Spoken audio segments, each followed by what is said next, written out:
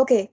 Good afternoon, class. Today is April 5, and we're here for our English class. We'll be discussing about verb patterns with objects for our lesson today. So please lend me your ears, and if everyone's ready, let's proceed. Oh, anyway, is my presentation visible in your end? Yes, Yes ma'am. po. How about my audio? Is it clear? Yes, ma'am. Okay, thank you. Okay. Now we will focus ourselves with three patterns, and those are, please read, Miss Perez. Those are verb plus object plus infinitive. Then verb plus object plus gerund. The third one is double objects. Okay, very well, thank you. But first, of course, we need to know what an object of the sentence is first. And for that, let's look at these two sentences. Please read the first one, Miss Porciungula, Miss Dian. They laugh. Okay, so what's the subject of this first sentence? They po. Okay, please remember that in this first sentence we only have subject and verb as participants. And for the second one, we have I as the subject, but as our verb, and we have this extra phrase, a cake. So we'll know what this cake refers or signifies. Okay, so if we're going to stop at I bought, like the first one that only have subject and a verb, do you think this I bought will make sense? No, ma'am. Um, Charina, do No, you think it ma'am. will make sense? Right. It will not have a complete thought. There will always be a question that follows. For example, I bought what? There's still that curiosity. So it is still not a complete thought, unlike the first one. So there are some verbs like that. Those verbs that needs further information, further details. So it commonly answers the question what or whom, and that's what we call as objects. It refers to whom or what received the action of the verb. So in this sentence, in the second sentence, we have I bought what. Okay, so that is what um is being referred by the verb or the action both. Okay, so that is what we call as transitive verb. So if it doesn't need a verb, then that's what we call the opposite, which is intransitive verb. Okay, is that clear? Any questions so far? No, ma'am. None, ma'am. Okay, if not, let's proceed to our first pattern.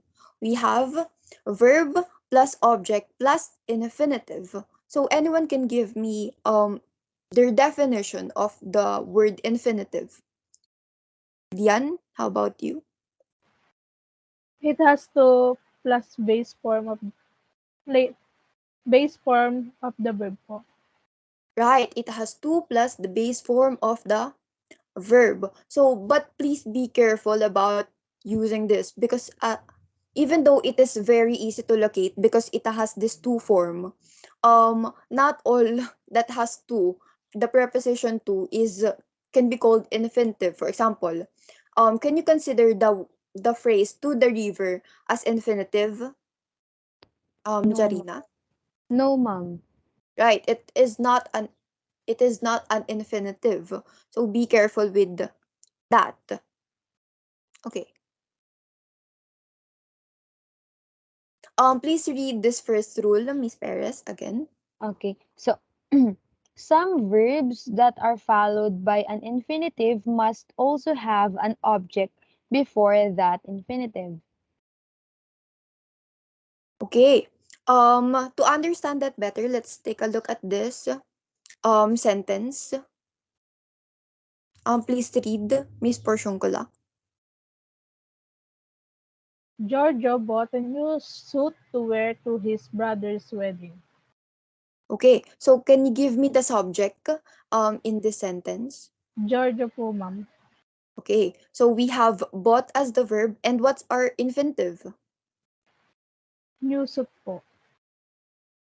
Um, That is our object. Oh, sorry. The it's fine, it's fine. Our infinitive is of course to wear.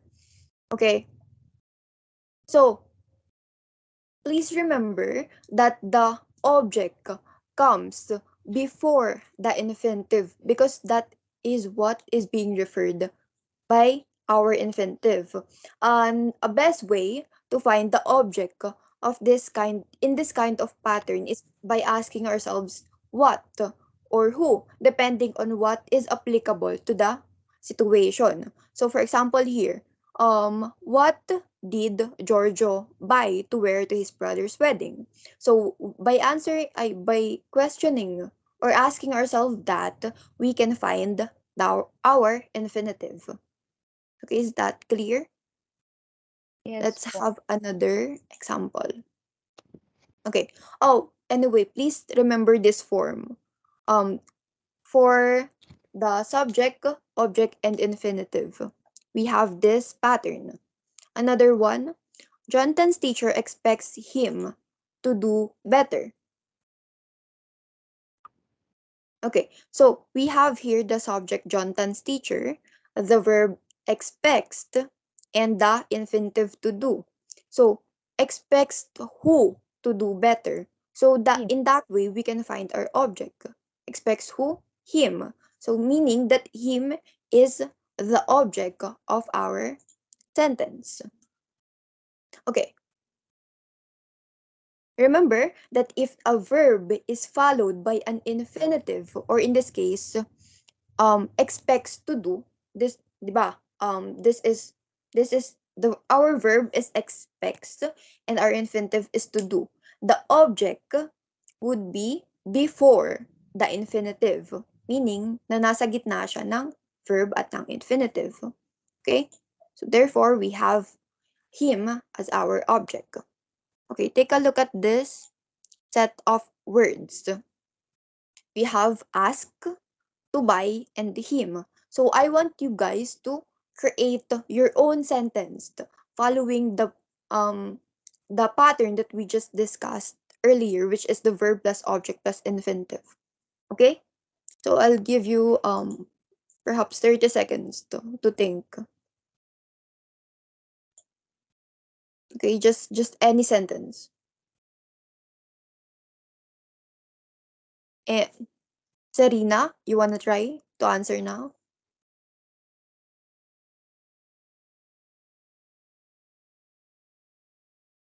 Yes, ma'am. Yes. Um, we asked him to buy drinks for the party. Okay. We ask him to buy drinks for the party. Very well. Now let's have another. Miss Dian. Um, I asked him to buy medicine in the pharmacy. Okay. So to be able to find the object, we're going to ask yourself, I ask who to buy medicine. Okay. So remember that the pattern is the verb, object plus the infinitive. Okay. Now I hope that is clear. Any question so far? None po. Okay. If None. not, let's proceed to our second pattern. We have the verb plus the object plus gerund. Okay, as a recap, a gerund is a verb in an ing form. Okay, so if you're going to locate it, just look for the ing form, and that's the gerund in the sentence. Well, not always the case, but you can identify if it's a gerund if it functions as a noun. Okay, so please read the rule for the gerund. Miss Perez. Some verbs that are followed by a gerund must also have an object before the gerund. Okay, good. So if you remember the first pattern, it's basically the same, but this time we have the object before the gerund. Okay, let's take a look at this sentence. Haley heard the boss interviewing the new secretary. So, what's the subject, Dian? Haley po. Okay, and the verb? Heard. Okay, so the gerund would be Interviewing. Interviewing, of course. Okay, thank you. Now, what do you think is the object in this sentence naman, and what or who does the object refer? Again, Miss Porsyungkula. The object is the boss and it refers to who Haley heard is interviewing the secretary po. Okay, so good, that's right.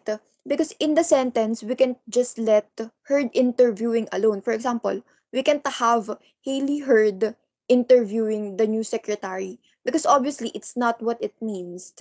It's not what the sentence wants us to convey. Okay? Because Haley is not the one interviewing the secretary.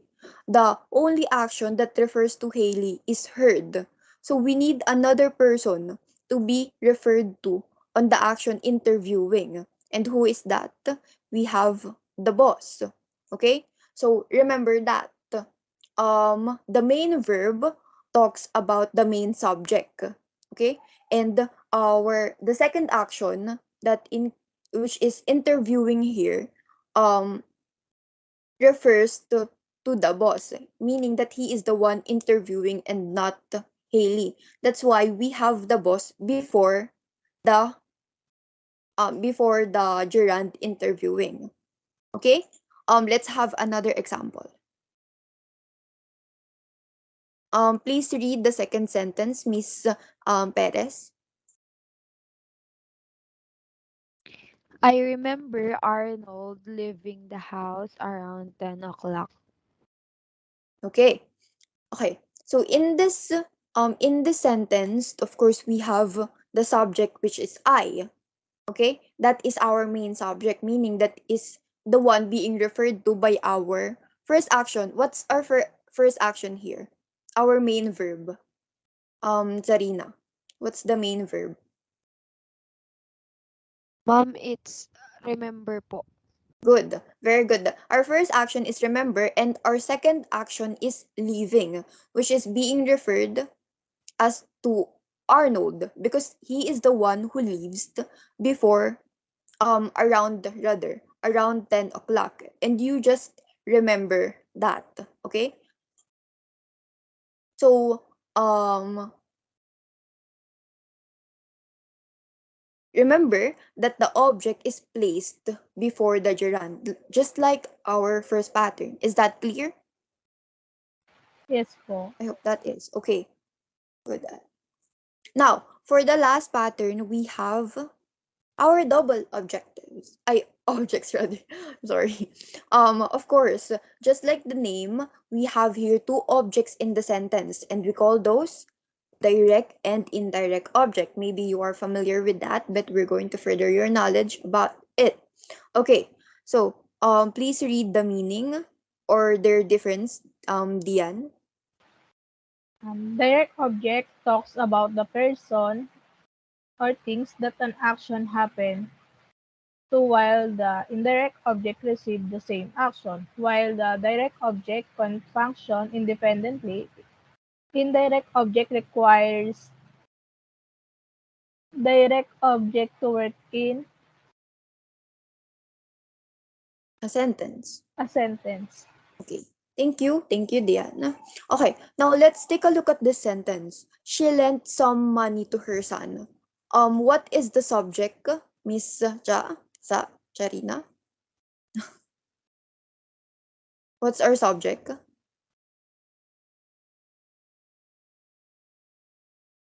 I think you're muted, Miss Perez. Sorry, ma'am. I It's forgot. fine. Um, I think, mom, the subject is she. Okay, very good. And the verb we have is lent. Okay, what do you think is the direct object? What what can you imply as the direct object? It's some money, and of course we will have her son as our indirect object. So if we're going to refer to what Diane have read earlier, she said that a direct object can function independently. So take a look, listen to this. She lent some money being our direct object, so that alone can function as one sentence. Okay, but if you're going to have she lent to her son, of course it won't make any sense because that's just an indirect object and it can function without our direct object. Okay, so to be able to know what's the direct object in the sentence, we should ask ourselves what or who. For example, she lent what to her son. Okay, now to be able to identify naman the indirect object, we are going to ask for whom, for what, or to whom, or to what. Okay, okay, let's have another example. She baked a chocolate cake for her mother. Miss Porciuncula, can you tell me what is the direct object?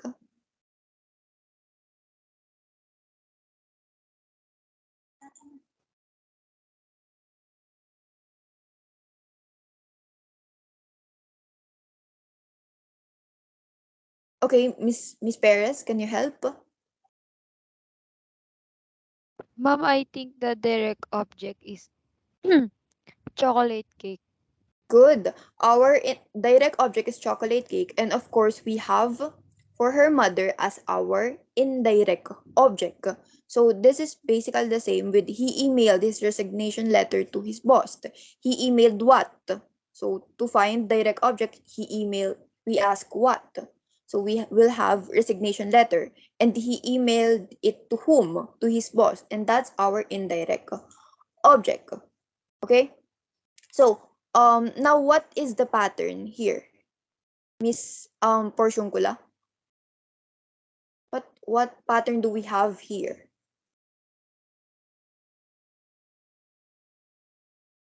I think Miss Dian is having a problem with connectivity, but still, we have SVDOIO as the pattern. So subject, verb, direct object, and indirect object. Okay. So please, what do you call this? Please look at this. If in this form, in the SVDOIO form, we used the preposition for indirect object. Okay? So, it is used if the indirect object is the main focus of our sentence. Why? Because having a preposition will give it emphasis or will emphasize that those are is our indirect object. Okay. So, when do you think do we use 2 or 4? So, ano bang pinagkaiba nila? Miss Perez? When do we use 2 and when do we use 4? Um, Ma'am, I think we use um the the word for is we use it for ano po, indirect object. Then Yeah, two yes. then two is for direct object po. Oh, wait. Um, we use we use 2 if the indirect object. Wait lang, I just want to clear this out. We both use the preposition 2 or 4 for indirect object. Okay. But the only difference is that we use to if the indirect object is the recipient and for if the indirect object is the beneficiary. Okay? So, any questions? Muna? Wala? Okay. Thank you. Okay, cool. Now, we also have the reverse form. In short, di ba yung una nating pattern, we have SVDOIO. So, reverse form, of course, we have SVIODO. Okay. Um, let's reverse this first example first. Ano yun? Let's just reverse.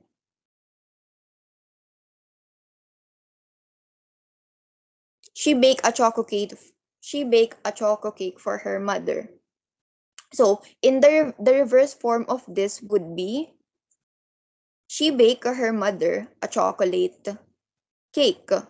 So, how can we form SVIODO. Do you notice any difference? Do we remove something? Did we remove something when we We, formed this? we remove the preposition po to. Okay, good. That's a very good observation, and that's absolutely correct. We remove the preposition kapag if the direct object comes before the direct object. We remove totally the preposition. Okay, let's have another example. Carolina sold her house to her younger brother.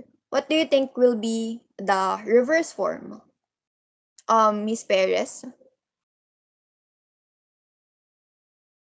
I think, ma'am, ano po, Carolina sold him her house to, wait, wait po, ma'am. Carolina sold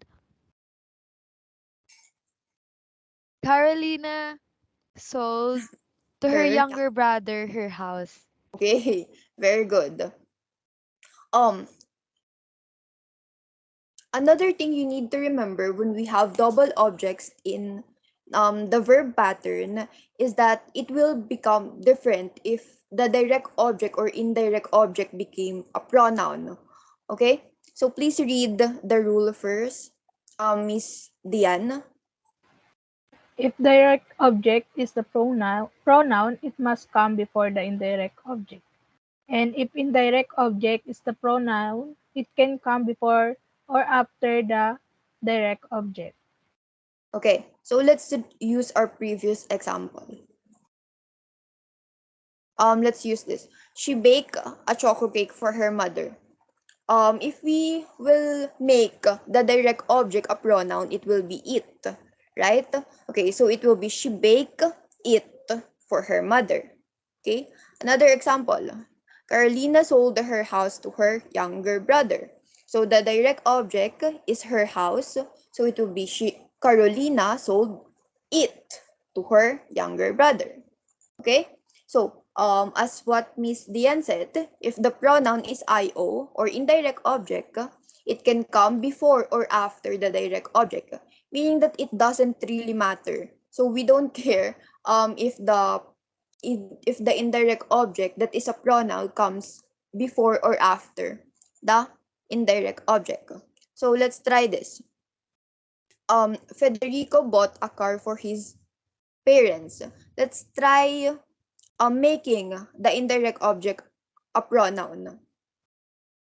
So, what will be the pronoun for the indirect object, his parents? What do you think will be the pronoun? Miss Diane?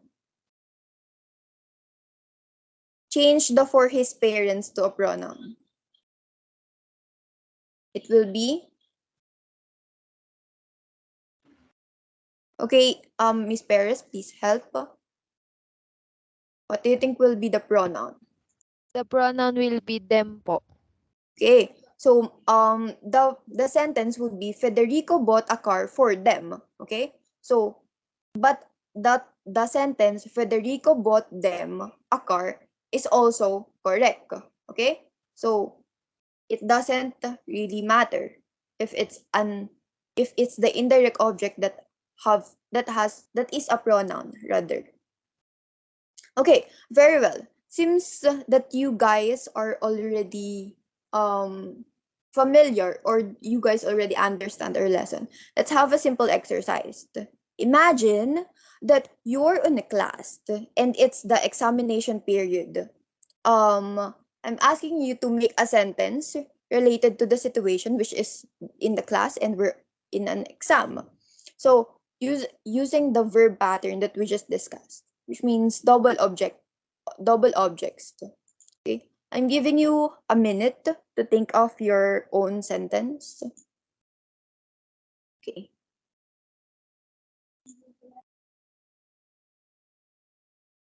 So it doesn't really matter if you have a pronoun or if you have a proper noun. It will be fine.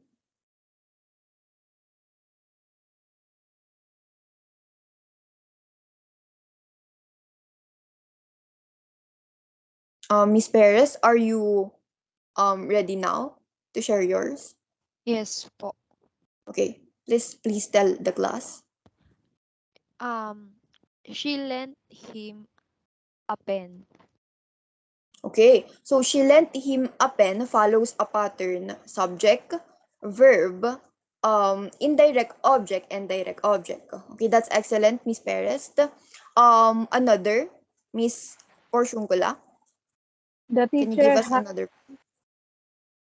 the teacher handed the test paper to the student. Okay. Okay. So Miss Dian uses a pattern that is SV, direct object and indirect object. So if we're going to reverse to use Miss Dian's sentence in a reverse form, we'll have the teacher handed the students the test papers. Okay? Is everything clear? Do you guys have a question? No, ma'am. No, ma'am. Okay, so that will be it for our today's lesson. We've discussed three patterns, which are verb plus objects plus infinitive, verb plus object plus gerund, and the double objects. Okay, so I hope you guys learned something, and let's see each other for our next week meeting. Class dismissed. Thank you. Thank you Thank for you listening. po. Thank you, ma'am.